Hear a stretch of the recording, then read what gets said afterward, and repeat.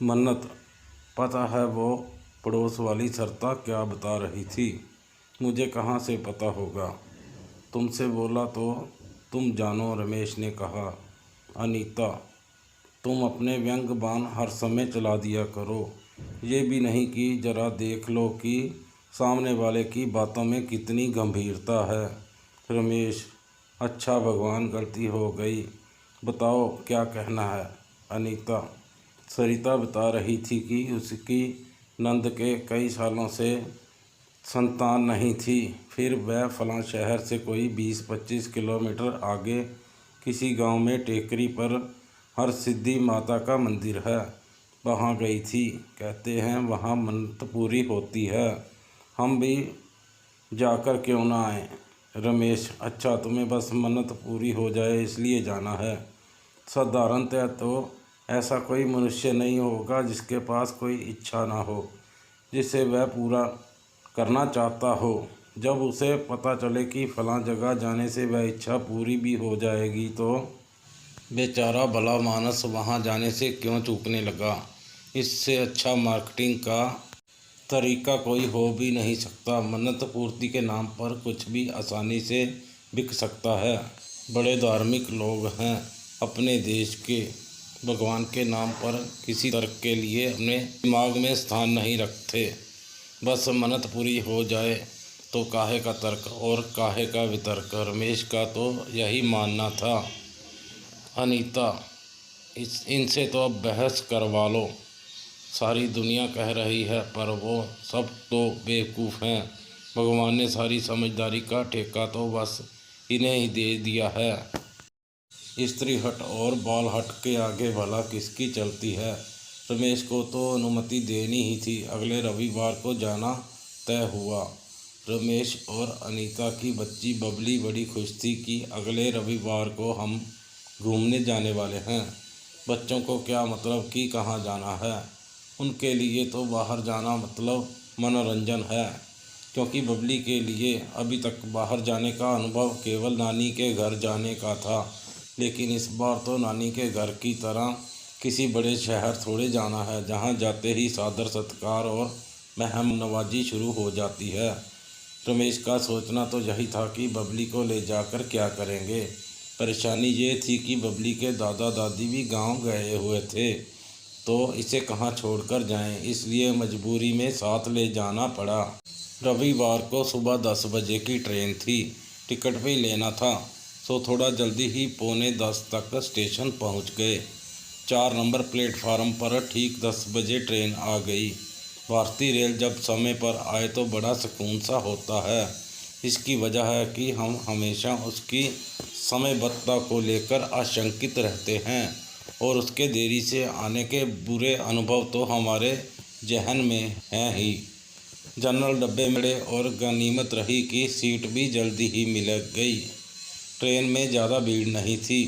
चौंक से हमारे पास वाली सीट पर बैठे सज्जन, जो कि एक शिक्षक थे, और उनकी पत्नी भी उसी मन्नत सिद्धि वाली जगह जा रहे थे। आपस में बातचीत शुरू हुई तो मंदिर की मान्यता को लेकर और कई कथा किस्से सुनने को मिले। शिक्षक महोदय, आपको भी मान्यता पर यकीन है या हमारी तरह पत्नी की इच्छा के चलते आपको भी आना पड़ा? रमेश ने शिक्षक महोदय से पूछा। शिक्षक, हम तो स्व इच्छा से आए हैं। हमें तो प्राचीन स्थलों, देव स्थलों पर जाना, वहाँ का जनजीवन देखना, रहस्यों को जानने में खासी दिलचस्पी है, पर लगता है आप बेमन से आए हैं। रमेश, मई की चिलचिलाती धूप में लोग जाते हैं कहीं ठंडी जगह पर, और हम हैं कि परेशान होते हुए जा रहे हैं इस आस में कि मन्नत पूरी होती है। क्या पता होती भी हो। जब जा ही रहे तो विश्वास रखिए। शाम के 5 बजे ट्रेन उस जंक्शन पर पहुंची जहां से अभी 20-25 किलोमीटर तक का सफ़र करना बाकी था। दिन भर की थकान सभी के चेहरे पर साफ दिखाई दे रही थी, लेकिन आस्था में शक्ति अपार होती है। थोड़ी देर उसी जंक्शन पर रुककर जलपान किया और अब आगे प्रस्थान के लिए बस पकड़नी थी। जंक्शन से रिक्शा कर पहले बस अड्डे गए, जहाँ से गांव के लिए 6 बजे की बस मिली, जिसने रात 8 बजे उस गांव में उतार दिया। रमेश को अब बबली को गोद में लेना पड़ा। बेचारी बच्ची खुद पछता रही होगी कि वह यहाँ क्यों आ गई। यात्रा का इतना कठिन अनुभव उसने पहली बार किया है, वरना हर छुट्टियों में नानी के घर जाती, जो मात्र 2 घंटे का रास्ता है। उसमें भी स्टेशन पर ही मामा तैयार खड़े मिलते थे। ये गांव वैसा नहीं था जैसी आप हम हिंदुस्तान के गांव की कल्पना करते हैं। यहाँ बिजली भी थी, रहने की व्यवस्था भी अच्छी थी। बड़े बड़े होटल भले ना हों, पर धर्मशालाएं अच्छी थी। रोडें भी टूटी फटी नहीं थी और परिवहन व्यवस्था भी ठीक थी। बस से उतरते ही एक व्यक्ति रिक्शा लेकर आया और कहा, मंदिर जाने आए हैं।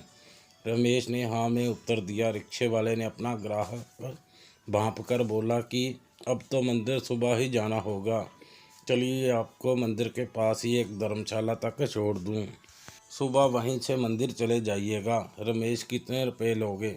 साहब, वैसे तो 100 रुपये लेते हैं, पर आप 80 दे दीजिएगा। ये कहते हुए रिक्शे वाले ने अपने व्यापारिक कौशल का परिचय दिया। अरे भाई, अब क्या सोचना, चलो बस, अब तो शरीर आराम मांग रहा है, कहकर शिक्षक महोदय ने सहमति जता दी। शहरों का वातावरण गांव में कई ज़्यादा प्रदूषित होता है। बड़ी बड़ी इमारतों ने ऐसा कब्जा जमा रखा है कि पेड़ पौधे तो दिखाई नहीं देते। बस दिखावट के लिए छोटे छोटे गमले रख दिए जाते हैं, जिन्हें देख गालिब की याद आती है। दिल बहलाने को गालिब ख्याल अच्छा है। जहाँ शहर में कूलर एसी में भी आदमी को चैन नहीं मिल रहा, नहीं गांव में छत पर ही क्या हवा चल रही है। आनंद आ रहा है ना शिक्षक साहब? कहते हुए रमेश ने शिक्षक महोदय की ओर नज़रें घुमाई। शिक्षक महोदय, गांव में आज भी परिवेश प्रकृति से जुड़ा है। जो आनंद यहाँ है वो और कहीं नहीं है। सब ने छत पर ही अपनी अपनी खाट बिछा ली और थकान तो इतनी कि तुरंत नींद भी आ गई। सुबह ज्यों ही रमेश की आंखें खुली, सामने चाय के लिए अनीता खड़ी थी।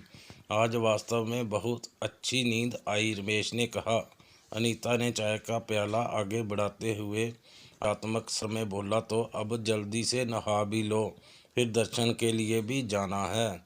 9 बजे तक सभी तैयार हो गए, बस अब निकलना था। मंदिर पैदल दूरी पर ही था। रमेश द्वारा नाश्ते के लिए पूछने पर अनीता ने बताया कि पहले दर्शन कराते हैं, फिर खाना पीना कर लेंगे, पर बबली को रास्ते में कुछ खिला देंगे बाजार से। चलो, जैसा तुम ठीक समझो। के साथ रमेश ने अपनी सहमति व्यक्त की। रास्ते में बबली ने कचौरी खाई, बाकी किसी ने कुछ नहीं लिया। कोई 5 मिनट की पैदल यात्रा के बाद वह स्थान आ गया जहाँ से अब पहाड़ी का रास्ता तय करना था। हालांकि सीढ़ियाँ थी जो मंदिर तक जाती थी, करीब 300 सीढ़ियाँ होंगी। नारियल, लड्डू, धूप, दीप, संदूर, फूलों से सजी थालियाँ, जिसकी 50 रुपये कीमत थी।